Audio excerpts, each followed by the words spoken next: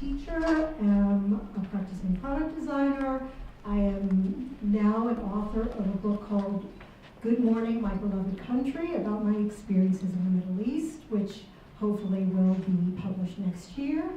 I do a bunch of things, but I'm here today mostly to talk about my experience and my work in a subject that's near and dear to me, which is gender and design. I don't know if I can answer why so much, but I can really tell you a little bit about the fact that there's always been women in design, but there's been, really a necessity to highlight them. I'm going to show you some examples from history and show you a bit about my own activities of over 20 years ago that sort of lead us to where we are today. It's sort of an embryonic version of the IGDN, so I'm pretty excited about this. Okay, about a week ago, I was reading the New York Times, and I came across this article. I was really, really excited to find out that one of the most poetic, innovative women designers in the world, her name is Helle Jongerius, was given a commission by KLM to design a plane, or so I thought at the beginning. And, she really takes this approach, that's much more, almost like a cocooning sort of approach, but she wanted, she wanted to design the entire plane, but they said, okay, Helle, you can only design textiles. You can only design the rugs and the seat covers. But still, it's a good commission, so she took it. And then she convinced them actually to be able to design some seat beds as well. So here's actually an example of that. And I think she did really quite a kick-ass job. And I mean, it's such a beautiful, beautiful, project. On the other hand, I saw some parallels with some things that happened like over 66 years before that. And I want to introduce you guys to the damsels of design. The damsels of design were actually female designers who were hired by GM's design maestro, Harley Earl, to work in the GM design studios. And, they were actually, all design graduates, and they were sort of highlighted at GM because GM wanted to appeal to female consumers in the 1940s and 50s. That's when it started. They also served as de facto spokesmodels for the company and to appeal to the female consumer a bit. Anyway, I want to show you this. The fair sex of America strikes again. This time in the nation's auto industry, where women designers have opened up a whole new field of employment. Here in the styling studios of General Motors, they select fabrics, colors, accessories, and help design cars inside and out. Today's modern woman, no longer just a voice from the back seat, has the last word in the purchase of 7 out of 10 cars. So the feminine taste is represented by these girls, a few of the many damsels of design. As a project report, these designing women hold a private showing for top executives. This champagne white is trimmed with pearls.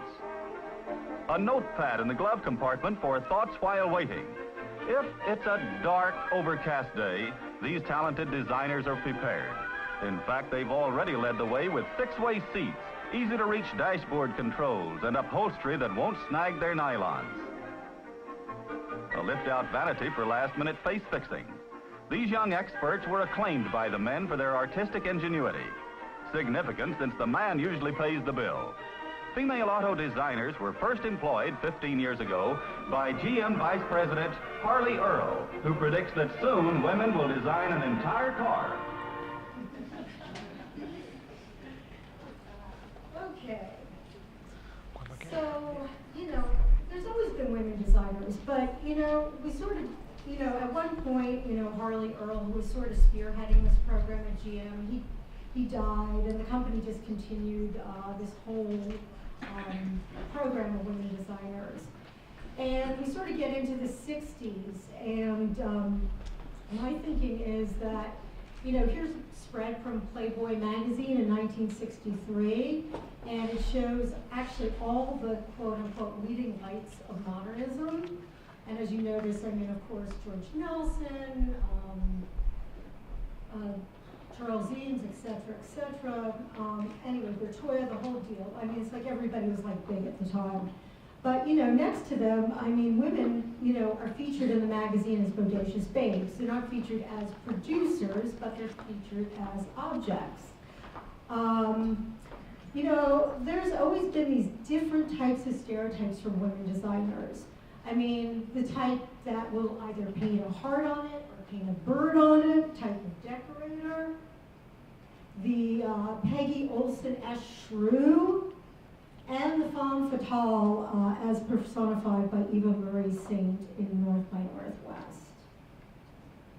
But, you know, when you really go back and look at designers and think about, you know, how females have participated actively in design movements, they've been there all along.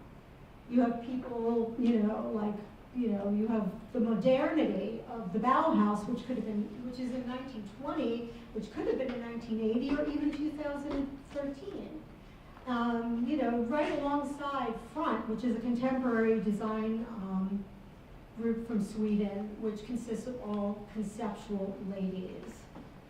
Same thing, I mean, you can see the continuity between the old and the new. The Bauhaus images on the left, on the right. This is an image from Design Interactions, RCA in London. Very much similar, kind of, you know, threads going through the whole process. I mean, so what do we have? I mean, in the 70s, we had the women's movement. The women's movement is a really, really important thing. It sort of changed the way women approach the workplace.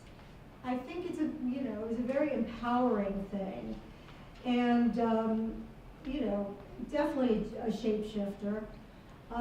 You know, it influenced, you know, the women's movement actually influenced artists that I think are very, very important. Like, you know, one of my favorite artists is Martha Rosler, whose images you see here. She's just an amazing, I think she's a genius because she was able to sort of, you know, work this boundary between humor and art. And she, you know, juxtaposed images of the Vietnam War with these, you know, cunning images of female domesticity that just kind of got you to start to think. But, you know, as a student, I was looking at a lot of this stuff and thinking, you know, how could I bring that into design, and how could I sort of bring that humor and that edginess into design and make it my own? Okay, so we fast forward to the 1990s, and I'm a student at Pratt Institute, graduate student working in the library as a librarian, a reference librarian. I mean, it's a very nice job. You get to wear nice outfits. You get to tell people, you know, where the rare book room is, et cetera, et cetera. Anyway, at the time, I was really, really influenced. I'm working on my MFA in design, and I'm trying to figure out what to do with my thesis. And I'm really, really influenced by the Riot Girl movement, which is on the West Coast at the time, which is sort of a pro-sex feminist, you know, proto-feminist organization, which actually uses symbols of oppression to create new meaning in their work. And I find that all cultural fields really are interconnected. I mean, I don't really find, like, you know, a schism between, you know, cinema and art and music and design. I see them all as one big continuum. When I was a graduate student, I was hanging out a lot downstairs in the rare books room, and I got very interested in Miss Beecher's Housekeeper and Healthkeeper, and Miss Godley's Ladies Book, and all these amazing things. And I decided to base my thesis on all these housekeeping tomes from the 19th century. The result of that actually was this exhibition I did in 1993 at the Cooper Hewitt Museum called Mechanical Brides, Women and Machines from Home to Office, which was actually the first overview in the museum of appliances as seen through the lens of women as consumers, producers, and etc. Anyway, but this was my thesis project, and I worked on this with Ellen Lupton, and it was very interesting. But at the same time, I was trying to work at Pratt Institute on like different. And this is actually a shot from the exhibition. I'm trying to keep this short, guys. I wanted to create like a women's network at the time that was like pro-sex feminist and really powerful. So we came up with this idea to form this Association of Women Designers, which sounds like the Daughters of the American Revolution. I mean, it's really kind of an appalling name. But I became kind of like the de facto art director and creative director of the organization. And I created, a lot of different graphics based on female stereotypes and stuff like that, but use them instead to try to turn them into power symbols. Here we have a dimensioned vacuum on our stationery, and people are like, no, we can't put that there. We got to put like a big, big hammer or something like that. I was like, no, this is really the right way to do it because, I wanted to really change people's, perceptions of everything. Another thing I worked on really, really diligently, and this was done, believe it or not, in the Stone Age of the internet, 1993, 94. I worked with Core 77 on an AIM section for their website. And actually it was kind of fun because, as you could see, this was like kind of the front page, and you would click on the cabinets, and the cabinets would open. And they'd make the sound, they'd open, and it would bring you to something else. I mean, it still looks pretty, modern to me. It doesn't look like old-fashioned. I also worked on all these like really funny icons that were, an identity for AWID that were like, big Girl Scout badges essentially. Like I would get, a badge and gluten-free pancakes or something like that. I think it's pretty cool. But each one of these was on a page, and each one of these had some sort of link. Another important thing we did as a group is I guess this was 95, we curated a show at Pratt Institute Gallery in Manhattan called Goddess in the Details, which was a product designed by women, and we actually, searched out and looked for women who we felt we could look up to. This was about connecting, this was about community, and we wanted to create a community, much like IGDN wants to create a community. And we got like a lot of press on it. Here we are in the New York Times, and this is all great. And I mean, the really cool thing was we were able to rediscover and discover women in design. For example, right here we have Nancy Perkins, who's the designer for Sears of the Die Hard battery, which is a job I was very envious of. And we actually were able to we were the first people to rediscover Ava Zeisel, who's passed recently, was a very, very important mid-century modern designer, ceramicist, all-around genius, God bless, great person. So, we get up to 2013, and where are we with this? What do we have? We have craft wars. We have Hello Kitty taser guns. If you think hitting someone with a sandwich is stupid, look at the latest pen Bic have come up with. Now, Bic must have thought that women have a hard time writing, because they've launched a line of pens specifically for women. They've invented a pen just for ladies. The girls go, I'm not using it unless it's pink. It's ridiculous. All they've done is change the colour. They've essentially given a biro a vajazzle. That's what they've done. It's so sexist. I mean, what's this advert going to look like? This? Hey, you! Yes, you! Do you struggle with manly pen? Well, don't worry, I'll treat you to the head about it, because we've invented you a brand new lady pen! With new lady pen, I've got time to draw kittens. And I still have time to make my husband's dinner. Thank you, darling. Now, if only someone would invent a car that parks itself for me. I'm such a stupid bitch.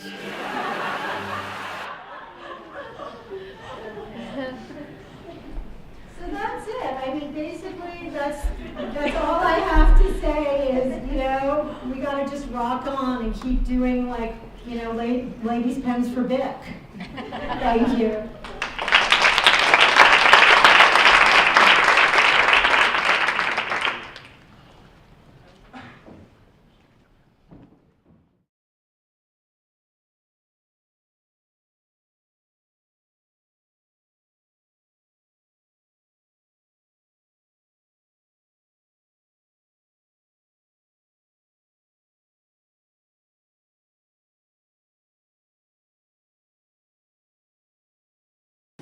First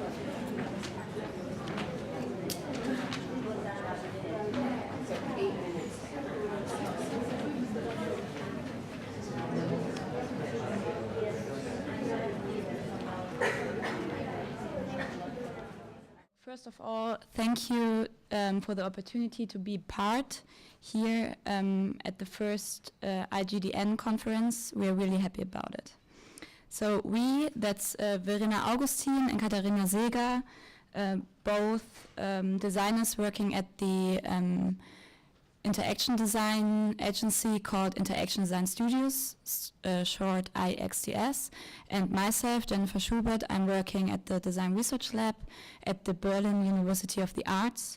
We are 3 young design researchers and interaction designers who gained diverse experiences in different research and interaction design projects. Those experiences led us to a range of diverse arguments why an international gender design network is not only necessary, but tremendous needed.